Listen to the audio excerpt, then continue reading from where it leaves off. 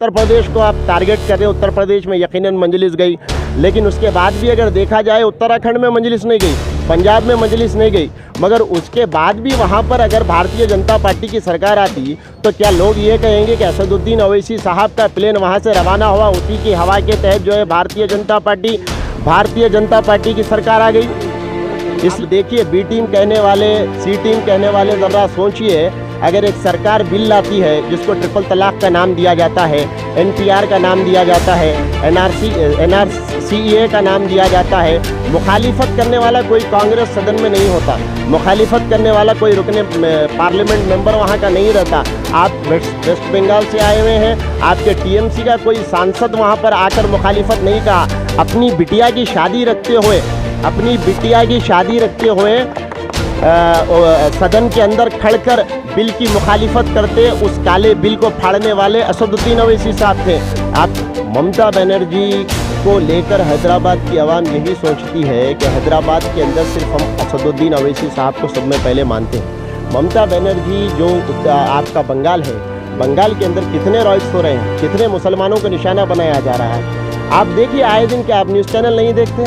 आपके खुद news channel है, आप अपने न्यूज़ में न डालते इलेक्शन से पहले किस तरीके से नेताओं के ऊपर बम फेंके गए? क्या वहाँ के लॉ एंड ऑर्डर की जो है हालत सही है? आप तो बीजेपी की जुबान बोलते हैं। नहीं, बीजेपी की ज़बान नहीं बोल रहा हूँ मैं, वहाँ के लॉ एंड ऑर्डर की बात कर रहा हूँ। कि देखिए आप वेस्ट बंगाल के अंदर, हैदराबाद के अंदर बताइए, कहीं आपको बम फेंकता हुआ दिखा, कहीं आपको फायरिंग होता हुआ दिखा, कहीं किसी को पकड़ के झुंड में जो है मारता हुआ कोई दिखा? वहाँ पर क्या है, वहाँ पर निशाना बनाया जाता है, चाहे कि पॉलिटिकल वाइज हो वो, या आपको जो है ज़ाती रंजिश के तहत हो। लॉ एंड ऑर्डर की हालत बद से बदतर है। हम शुक्रगुजार हैं अल्लाह के। मैं लॉ एंड ऑर्डर की बात नहीं कर रहा हूँ, मैं ममता बनर्जी को क्या सेकुलर नेता आप लोग मानते हैं? सेकुलर नेता होता तो सब में पहले अपने स्टेट के अंदर ये कम्युनलिज्म बनकर आता। AIMIM ऑल इंडिया मजलिस इत्तेहादुल मुस्लिमीन यानी कि असदुद्दीन ओवैसी की पार्टी, ये वो ऐसी पार्टी है जिसको लेकर पूरे हिंदुस्तान भर में विवाद है। विवाद इस बात को लेकर है क्योंकि पूरे देश में कहीं ना कहीं लोगों की ये राय है कि कहीं ये पार्टी बीजेपी की बी टीम है। क्या असदुद्दीन ओवैसी ने बीजेपी के साथ हाथ मिला के रखा है, जिसकी मिसाल हम लोगों ने हाल ही में यूपी के चुनाव में देखा, बिहार में भी देखा, और कई राज्यों में हम लोगों ने देखा कि AIM के इलेक्शन में उतरने से कहीं ना कहीं बीजेपी को फ़ायदा होता है। इस पर ज़्यादा जानकारी के लिए हम लोग खुद आए हुए हैं MIM के गढ़ यानी कि हैदराबाद। आप मेरे पीछे देख सकते हैं, मेरे पीछे बहुत हिस्टोरिकल जगह जिसे कहते हैं चार मीनार। तो यहाँ पर कुछ लोग हैं, हम उनसे बात करेंगे और जानने की कोशिश करते हैं कि उनकी असदुद्दीन ओवैसी और उनकी पार्टी AIM के बारे में क्या राय। क्या लगता है, ये पार्टी बीजेपी की एजेंट है या वाकई ये पार्टी ईमानदारी के साथ, मजबूती के साथ बीजेपी के साथ लड़ रही है?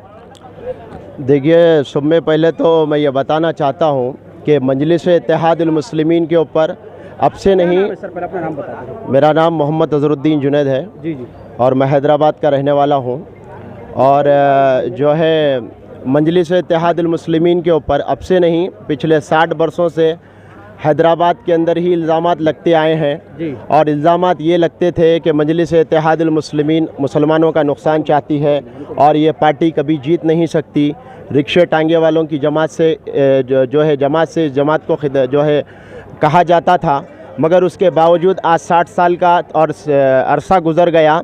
आप देखते हैं तो हैदराबाद की गली गली में मजलिस इत्तेहादुल मुस्लिमीन का एक गढ़ बन चुका है और शहर हैदराबाद में आज अल्हम्दुलिल्लाह मजलिस इत्तेहादुल मुस्लिमीन होने की वजह से आज शहर पुरअमन है, शहर में विकास हो रहा है और शहर तरक्की की तरफ जा रहा है। और आपका जो सवाल है भारतीय जनता पार्टी को लेकर, मैं समझता हूँ आपका ये सवाल बिल्कुल बेबुनियाद है, क्योंकि ये बेबुनियाद इसलिए है क्योंकि मजलिस इत्तेहादुल मुस्लिमीन आज हैदराबाद छोड़कर हिंदुस्तान की दूसरी रियासतों में जा रही है। उसी से जलन हसद रखते हुए और इस जमात की मकबूलियत को देखते हुए, हालांकि ये मुसलमानों की पार्टी है इस तरीके से कहा जाता, ये मुसलमानों की पार्टी नहीं है, बल्कि हैदराबाद के अंदर रहने वाले हिंदू भाइयों के लिए हम काम करते हैं, सिख भाइयों के लिए हम काम करते हैं। और यहाँ का हिंदू, यहाँ का सिख, यहाँ का गैर कौम का शख्स इस बात की गवाही देने को लिए तैयार है कि ये जमात सिर्फ इंसानियत के लिए काम करती है। कोई पार्टी के बी टीम, ए टीम कहना ये बेबुनियाद बात है। तो लेकिन आपकी पार्टी, या अगर आप एमआईएम के नेता, मुझे आपके बात से लग रहा है आप एमआईएम के सपोर्टर है या उसके नेता है, मेरा सवाल ये है कि अगर वाकई में ये पार्टी हिंदुस्तान के सभी जगहों में काम करना चाहती है, लेकिन ये हैदराबाद से आपके बाहर क्यों नहीं निकली? हैदराबाद के 7 सीटों तक ही किसने खुद को सीमित क्यों रखा है? देखिए, हर जगह का एक अलग तरीक़ा रहता है और सियासत जो है हर पार्टी की अलग अलग तरीक़े की होती है। मजलिस-ए-इत्तेहादुल मुस्लिमीन की जो सियासत है हैदराबाद के अंदर, यकीनन मजलिस-ए-इत्तेहादुल मुस्लिमीन 7 नहीं 8 इस मरतबा उतारी है। और हम उत्तर प्रदेश में गए हैं तो सिर्फ मजलिस-ए-इत्तेहादुल मुस्लिमीन जो है यहाँ पर 100 सीट जो है 300 सीट अकेले नहीं उतारी, वहाँ पर अलाइंस किया गया। वहाँ के मुसलमान के ऊपर ज़्यादा जुल्म है, वहाँ के दलित के ऊपर ज़्यादा जुल्म है। यहाँ पर अगर हम 8 उतारे हैं तो इस भरोसे पे उतारे हैं कि यहाँ की हुकूमत कुछ करने से पहले मजलिस का खौफ उसके दिल में है और यहाँ पर मुसलमानों को, हिंदुओं को कोई तकलीफ़ नहीं है। यहाँ पर विकास हो रहा है। आप उत्तर प्रदेश के अंदर देखिए, हालिया का इलेक्शन का रिजल्ट आया है, योगी आदित्यनाथ की हुकूमत आ चुकी है और अभी शपथ लेना बाकी है, चीफ मिनिस्टर बनना बाकी है। लेकिन 40 से ज़्यादा परिवारों ने जो है एक शहर से पलायन कर लिया कि गाय के नाम पे प्रशासन, बजरंग दल और जो है ये पुलिस, ये तीनों मिलके तंग कर रहे थे कि वहाँ आप लोग मुसलमान हैं, गाय क्यों खा रहे हैं, आप लोग मुसलमान हैं, गाय जो है लेके उसको बाद में जो है उसका गोश्त खाते हैं, इस तरीके से बोल के डर और खौफ का माहौल पैदा कर दिया गया है। तो हैदराबाद के अंदर वो डर नहीं है, हैदराबाद के अंदर वो खौफ नहीं है। अल्लाह का फजलो करम है, हैदराबाद के अंदर मजलिस-ए-इत्तेहादुल मुस्लिमीन एक अमन परस्त जमात है और जो भी सत्ता में आते हैं यहाँ पर उनको किस तरीके से कंट्रोल करना चाहिए और उनको किस तरीके से काबू में रखना चाहिए ये मजलिस को मालूम है। इसलिए यहाँ पर उतारने की ज़्यादा ज़रूरत नहीं है। हम 7 क्या 8 क्या, अगर यहाँ 5 भी उतारेंगे तो किसी की हिम्मत नहीं है हैदराबाद के अंदर मुसलमानों को तकलीफ़ और हिंदुओं को तकलीफ़ देने की। तो इसीलिए इसी वजह से उत्तर प्रदेश के अंदर विकास नहीं है। सड़कों की हालत देखिए आप, अगर वहाँ पर जाते हैं रोड के ज़रिए तो एक 500 मीटर का दायरा जो है तय करने के लिए आधे से 1 घंटे का वक्त लग जाता है, क्योंकि वहाँ पक्की सड़क नहीं है। तो इस तरीके के हालात की वजह से बाज़ मुकामात पर लड़ना पड़ता है और यकीनन जो इल्ज़ामात लगते हैं ये तो हमारे दामन के साथ जुड़े हुए इल्ज़ाम हैं। असदुद्दीन अवैसी ने यूपी के इलेक्शन में पूरे भाषण में मुसलमानों की जो दर्द है, तकलीफ़ है यूपी के बयां किया। उसके बावजूद भी यूपी के मुसलमानों ने उन्हें नकार दिया, रिजेक्ट किया, अखिलेश यादव की पार्टी को अपना पूरा सपोर्ट दिया। क्या लगता है? ये देखिए, ये बात कहना आपकी जहाँ तक है मैं सही समझता हूँ। उत्तर प्रदेश के दर्द को बयान किया, उत्तर प्रदेश की तकलीफ़ को बयान किया। अखिलेश यादव कोई दूध के धुले हुए नहीं हैं। अखिलेश यादव के जब मुजफ्फरनगर जला, 50,000 घर, 50,000 लोगों ने वहाँ से पलायन कर दिया। और जहाँ तक बात है दर्द को और दुख को बयान करने का, हमारा काम है। लोगों को तकलीफ़ होती है तो यकीनन उसको जो तकलीफ़ सहा है उसकी तकलीफ़ उसको बताना। उसके बाद भी अगर वो एहसास नहीं करता और जागता नहीं है, फिर उनकी ग़ुलामी में ज़िंदगी गुजारने के लिए तैयार होता है, तो जब हमारे से सवाल होगा बरोज़ क़यामत कि दुनिया में आए हैं तो क्या करें इंसानियत के लिए, तो हमारी कोशिशें, हमारी मेहनतें तो जारी हैं और हम अपनी मेहनतें जारी रखेंगे। चाहे अखिलेश यादव इल्ज़ाम लगाए, भारतीय जनता पार्टी को इससे फ़ायदा हो वो अलग बात है। हम फ़ायदा नहीं पहुंचा रहे, अगर उनको फ़ायदा हो रहा है इसका मतलब ये नहीं कि मजलिस-ए-इत्तेहादुल मुस्लिमीन इलेक्शन का मैदान छोड़ देगी, ग्राउंड छोड़कर पीछे हट जाएगी। बराबर डट के मुकाबला करे हैं, जमहूरी अंदाज़ है, इल्ज़ामात का भी सामना करे हैं, लोगों की नाराज़गी का भी सामना करे हैं, लेकिन उसके बाद भी हौसले नहीं टूटे, हिम्मत नहीं टूटे। आज भी सफ़र जारी है और अगला कदम इंशाअल्लाह आगे बढ़ने का होगा, पीछे पलट के देखने का मजलिस का नहीं होगा। एमआईएम को बीजेपी की बी टीम बोला जाता है। ये बोला जाता है कि ये टीम जो कहीं ना कहीं भाजपा को फ़ायदा पहुंचाने का काम करती है। क्या बोलेंगे?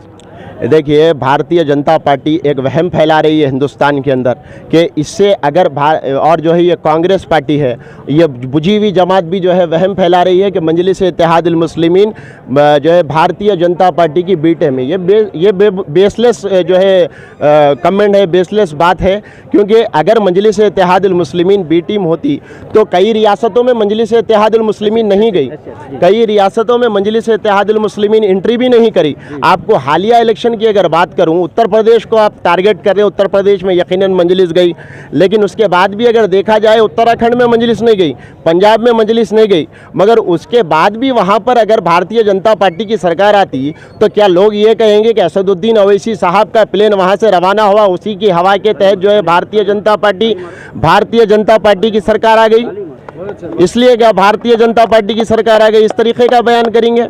ऐसा नहीं होता, इल्ज़ामात का सामना करेंगे। भारतीय जनता पार्टी जो है एक फ़ायदा पहुंचाने के लिए, हिंदू और मुसलमान को डिवाइड करने के लिए ये बात कहती है, और उसकी हिस्सेदार कांग्रेस है, क्योंकि कांग्रेस की 65 साल की फजूल हुकूमत और ख़तरे की हुकूमत ने हिंदुस्तान के अंदर आज ये दिन दिखाया कि नरेंद्र मोदी की सरकार बार बार सत्ता में आ रही है और लोगों की सब में बड़ी बेवकूफ़ी है।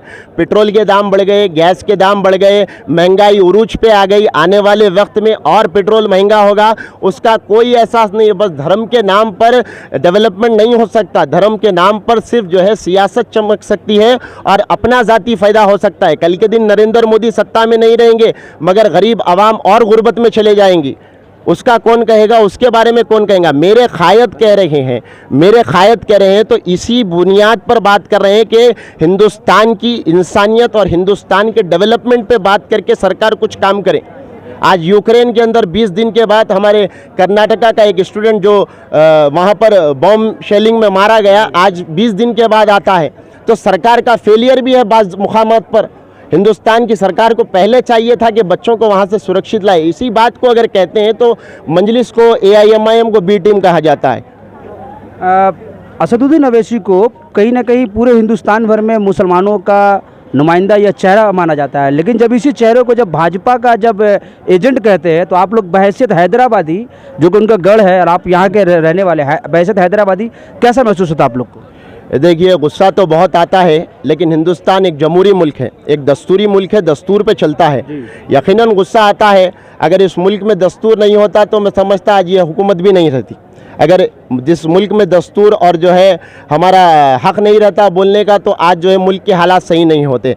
सब में पहली चीज़ जो भारतीय जनता पार्टी की बी टीम कह रहे हैं और हमारे को गुस्सा आ रहा नहीं आ रहा पूछ रहे हैं आप, यकीनन गुस्सा आ रहा है, लेकिन गुस्से का क्या करेंगे? अगर हम कर सकते हैं तो कानूनी तौर पर कुछ कर सकते हैं। मगर दूसरी बात ये रही कि पार्लियामेंट के अंदर आप देखिए, बी टीम कहने वाले, सी टीम कहने वाले, ज़रा सोचिए, अगर एक सरकार बिल लाती है जिसको ट्रिपल तलाक का नाम दिया जाता है, NPR का नाम दिया जाता है, NRCA का नाम दिया जाता है, मुखालिफत करने वाला कोई कांग्रेस सदन में नहीं होता, मुखालिफत करने वाला कोई रुकने पार्लियामेंट मेंबर वहाँ का नहीं रहता। आप वेस्ट बंगाल से आए हुए हैं, आपके TMC का कोई सांसद वहाँ पर आकर मुखालिफत नहीं कहा। अपनी बिटिया की शादी रखते हुए सदन के अंदर खड़कर बिल की मुखालिफत करते उस काले बिल को फाड़ने वाले असदुद्दीन अवैसी साहब थे। आपको कोई दिखे वहाँ पर? तो ये बुनियाद है मजलिस की कि इल्ज़ामात लगते हैं। अगर हार के बाद भी अगर कोई हार एक्सेप्ट करें, उत्तर प्रदेश के अंदर हमारे क़ायद करें, जनता का हमारे साथ सपोर्ट नहीं था, ठीक है, सपोर्ट नहीं है, कोई बात नहीं, हम मेहनत करेंगे, पीछे नहीं हटेंगे। असद साहब ने सबका शुक्रिया अदा कहा और कहा कि अज़म कर लो, यकीनन अब नहीं मिली, आगे मिलेगी, आगे नहीं मिले फिर आगे मिलेगी, मगर मेहनत से पीछे मजलिस कभी ना हटी है, ना हटेगी। हाँ, जुल्म हुआ है और जुल्म होता रहेगा जब तक इस तरीके की सरकार हिंदुस्तान के अंदर रहेगी। यकीनन इंसानियत के ऊपर जुल्म होगा, हक बोलने वाली सियासी पार्टियों के ऊपर जुल्म होगा। मजलिस अल्हम्दुलिल्लाह इंसानियत की खिदमत करने वाली जमात है और इंसानियत की खिदमत करती रहेगी। असदुद्दीन अवैसी और MIM पार्टी ये कहती फिरती है कि हम लोग BJP से लड़ाई कर रहे हैं। इसके बावजूद भी हैदराबाद के जब निकाय चुनाव हुए, कॉरपोरेशन चुनाव में तकरीबन 44 सीटें भाजपा को कैसे मिली?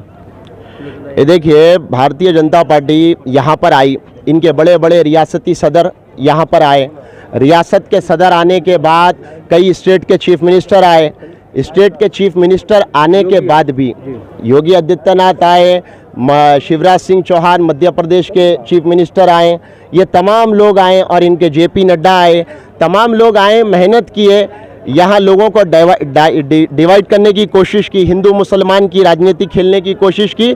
उसमें हो सकता है कई लोगों ने जो है उनको वोट दिया, लेकिन हमारा वोट शेयर कम नहीं हुआ, हमारी सीटें कम नहीं हुई। हम कल भी 44 पे थे, आगे भी 44 पे हुई। अगर यकीनन भारतीय जनता पार्टी हैदराबाद को आके हमको हराती तो बात होती। और जहाँ तक बी टीम कहने वालों की बात है, अगर बी टीम होती मजलिस इत्तेहादुल मुस्लिमीन, तो क्या हैदराबाद में आए बाद जो है हैदराबाद को क्या भारतीय जनता पार्टी आती? नहीं आती, क्योंकि यहाँ मजलिस इत्तेहादुल मुस्लिमीन का गढ़ है। इस गढ़ में आकर चुनौती देना यानी बताना है, ये मालूम होना चाहिए आवाम को कि भारतीय जनता पार्टी मुसलमानों के भी खिलाफ है, भारतीय जनता पार्टी इंसानियत के भी खिलाफ है और मजलिस इत्तेहादुल मुस्लिमीन के खिलाफ भी है। हम कुछ और लोगों से बात किया। क्या नाम है सर आपका? मेरा नाम सैयद आसिफ है। आसिफ साहब, क्या लगता है 2024 में जो देश के जो हालात है, मुल्क के हालात है, बीजेपी अभी 5 राज्यों में से 4 में जीत गई है, वन साइडेड विक्ट्री हुआ है, क्या लगता है 24 में क्या होने वाला है? इंशाल्लाह बीजेपी का सफाया होगा। कैसे सफाया होगा सर? होगा इंशाल्लाह। यूपी में तो आप लोग अपना खाता भी नहीं खोल पाए। हाँ, कोशिश करें इंशाल्लाह, आगे कामयाबी देंगे अल्लाह इंशाल्लाह, आगे कामयाबी होंगी इंशाल्लाह, कोशिश करें। तो सिर्फ बोलने से कामयाबी मिलेगा या कुछ करने से मिलेगा? वहाँ पे मेहनत कर रहे हैं मजलिस वाले, इंशाल्लाह कामयाबी भी अता करेंगे अल्लाह इंशाल्लाह। क्या वजह है कि एमआईएम पार्टी हैदराबाद से बाहर कहीं सक्सेस नहीं हो पा रही है? कहाँ पर नहीं हुई? आपको किसने कह दिया? चाहे आप हिंदुस्तान के दूसरी रियासतों में नजर नहीं डालें, बंगाल में पूरा 0 रहा, बंगाल में बिहार में 5 रहे, यूपी में 0 रहे। बंगाल में मजलिस इत्तेहादुल मुस्लिमीन के साथ हमारे फुरफुरा शरीफ के अब्बास सिद्दीकी साहब ने बहुत प्यार किया था। प्यार भी थे वो उनके पास। हाँ, गए थे हम, जो है ज़ियारत के लिए गए थे फुरफुरा शरीफ। उसके बाद बहुत प्यार मिला। हमारा डिसीजन हुआ कि मजलिस इत्तेहादुल मुस्लिमीन जो उम्मीद के साथ आई थी वेस्ट बंगाल के अंदर, उस उम्मीद के साथ नहीं लड़ेगी। इसलिए नहीं लड़ेगी क्योंकि ममता बनर्जी और जो है भारतीय जनता पार्टी की घमासान आवाम के सामने बड़ी तगड़ी थी, और जिस तरीके का माहौल पेश किया जा रहा था उससे यही मालूम हो रहा था कि भारतीय जनता पार्टी खुद वेस्ट बंगाल के अंदर तृणमूल कांग्रेस को जिताना चाहती है। ये दिखावी जो है बंदर का खेल बहुत हुआ वहाँ पर, और बहुत से बंदर नाचे और निशाना भी बने आवाम के सामने। फिर अगर तृणमूल कांग्रेस आई, अगर तृणमूल कांग्रेस के ममता बनर्जी का इतना असर होता तो अखिलेश यादव की जब जो है सभाओं में उत्तर प्रदेश के अंदर आके प्रचार किया गया, कुछ फ़ायदा उत्तर प्रदेश की आवाम से उनको नहीं हुआ। अखिलेश यादव को कुछ माया, हमारे जो है ममता बनर्जी से कुछ फ़ायदा नहीं हुआ, तो ये भी हकीकत है। और जहाँ तक हिंदुस्तान के अंदर आप बोल रहे हैं, महाराष्ट्र के अंदर हमारे एमएलएस हैं 2, महाराष्ट्र के अंदर हमारे कारपोरेटर्स हैं बहुत से, हमारे एक इम्तियाज़ जलील साहब एमपी है, कारपोरेटर्स हैं, और उसके अलावा महाराष्ट्र के आने वाले कारपोरेशन को लेकर जिस तरीके से मजलिस इत्तेहादुल मुस्लिमीन से लोगों को बेचैनी है कि मजलिस का अब रुख क्या होगा, मजलिस किसके साथ जाएगी। मजलिस बड़ी पार्टी बन चुकी है कारपोरेशन में, बड़ी जो है ताकत बन चुकी है कारपोरेशन में। कहने वाले कहेंगे, बोलने वाले बोलेंगे, लेकिन देखें आप हर तरफ देखें, हैदराबाद के अंदर देखो या तेलंगाना के अंदर देखो, बहुत से मजलिस इत्तेहादुल मुस्लिमीन के कारनामे हैं। और मैं आपको ये बात बताना चाहता हूँ, जिस मुकाम पे हम खड़े हुए हैं इसका नाम चार मीनार है। मेरे पीछे आप देख सकते हैं चार मीनार है, मेरे पीछे आप देख सकते हैं चार मीनार है। ये चार मीनार असदुद्दीन अवैसी साहब और मजलिस इत्तेहादुल मुस्लिमीन के रुतबे और मोहब्बत की गवाही देता है, रुतबे और मोहब्बत की गवाही देता है। तो अल्हम्दुलिल्लाह, बोलने वाले तनकीद करने वाले करते रहेंगे। अगर आप या किसी से भी पूछ लेंगे, मैं ये नहीं कहूँगा कि ये गढ़ है, अगर आपको क्या फैसिलिटीज़ है चार मीनार के पास, अगर आप बंडी वालों से पूछेंगे, यहाँ के कारोबार करने वालों से पूछेंगे कि हमें तकलीफ़ होती है तो मजलिस का कोई ना कोई नुमाइंदा आके खड़ जाता है, मगर हमको जुल्म का शिकार बनने नहीं देता। तो ये मोहब्बत है मजलिस को। लोग बोलेंगे फ़िरका परस्त पार्टी है, लोग बोलेंगे ऐसे लोग हैं, लोग बोलेंगे वैसे लोग हैं। लोगों का काम है बोलना।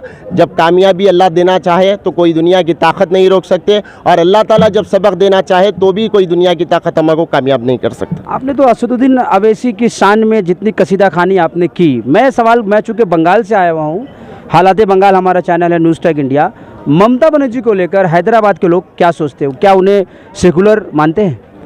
ममता बनर्जी को लेकर हैदराबाद की आवाम यही सोचती है कि हैदराबाद के अंदर सिर्फ हम असदुद्दीन अवैसी साहब को सब में पहले मानते हैं। ममता बनर्जी जो आपका बंगाल है, बंगाल के अंदर कितने राइट्स हो रहे हैं, कितने मुसलमानों को निशाना बनाया जा रहा है। आप देखिए आए दिन, क्या आप न्यूज़ चैनल नहीं देखते?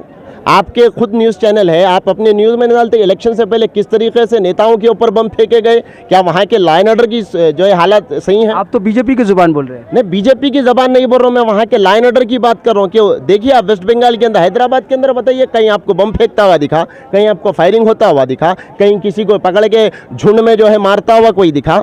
वहाँ पर क्या है, वहाँ पर निशाना बनाया जाता है, चाहे कि पॉलिटिकल वाइज हो वो, या आपको जो है ज़ाती रंजिश के तहत हो। लॉ एंड ऑर्डर की हालत बद से बदतर है। हम शुक्रगुजार हैं अल्लाह के। मैं लॉ एंड ऑर्डर की बात नहीं कर रहा हूँ, मैं ममता बनर्जी को क्या सेकुलर नेता आप लोग मानते हैं? सेकुलर नेता होता तो सब में पहले अपने स्टेट के अंदर ये कम्युनलिज्म बनकर आता। सेकुलर नेता अगर आपका वेस्ट बंगाल का चीफ मिनिस्टर होता ममता बनर्जी, तो आपके वेस्ट बंगाल के अंदर जो है हालात इस तरीके के नहीं होते कि आपस में लड़के मरने के, घर जला देने के, मुसलमान को निशाना बनाने के, दलितों के ऊपर अत्याचार होता। ममता बनर्जी आके बयान दे देते हम एक्शन लेंगे। सिर्फ चीफ मिनिस्टर रोड पे उतरने से लॉ एंड ऑर्डर सही नहीं होता। चीफ मिनिस्टर रोड पे उतरने से सरकार अच्छी नहीं हो जाती। सरकार जब अच्छी होती है जब रियासत के अंदर डेवलपमेंट हो। आज भी वही दिहाड़ी मजदूर वहाँ पर काम कर रहे हैं, आज भी वही बेरोजगारी वेस्ट बंगाल के अंदर है। कितने लाख नौकरियाँ दिए बताइए आप वेस्ट बंगाल के अंदर ममता बनर्जी ने। हमारी रियासत के अंदर हाल ही में चीफ मिनिस्टर के चंद्रशेखर राव ने ऐलान किया, मजलिस इत्तेहादुल मुस्लिमीन की मुसलसल सदन के अंदर नुमाइंदगी थी। अकबरुद्दीन अवैसी साहब हालिया सेशन के अंदर ये सवाल उठाएं, सरकार के ऊपर दबाव डाले कि बातों से काम नहीं होगा, काम करना होगा। बहुत से वक्फ की जायदाद के लिए लड़ें। आने वाले वक्त के अंदर जिस तरीके के हालात होंगे, मजलिस इत्तेहादुल मुस्लिमीन लोगों को रोज़गार दिलाने के लिए लड़ रही है।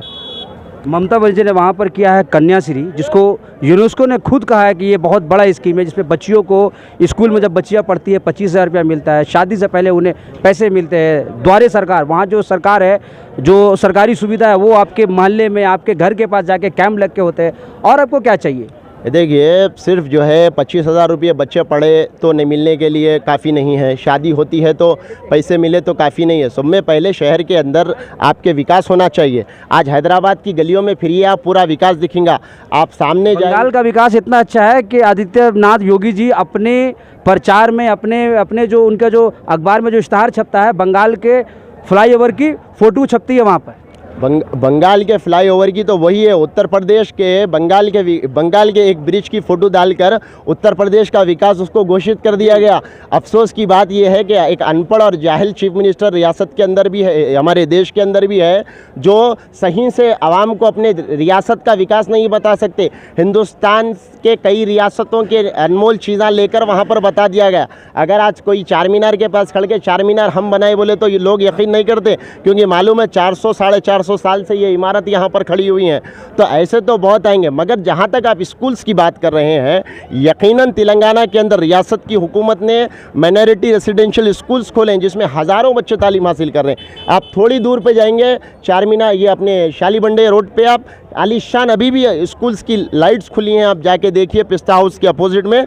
वहाँ पर अकबरुद्दीन अवैसी साहब का एक ओवैसी और असरा हॉस्पिटल है, उसके सामने आप जाएंगे तो ओवैसी स्कूल ऑफ एक्सीलेंस है, जहाँ पर पूरे हैदराबाद के अंदर जितने स्कूल्स हैं, जो चंद्रानगुट्टा कॉन्स्टिट्यूंसी में, अंबरपेट में है, याकूतपुरे में है, चार मीनार में है, चार मीनार कॉन्स्टिट्यूंसी में एक आलीशान जो है डिग्री कॉलेज खुल रहा है।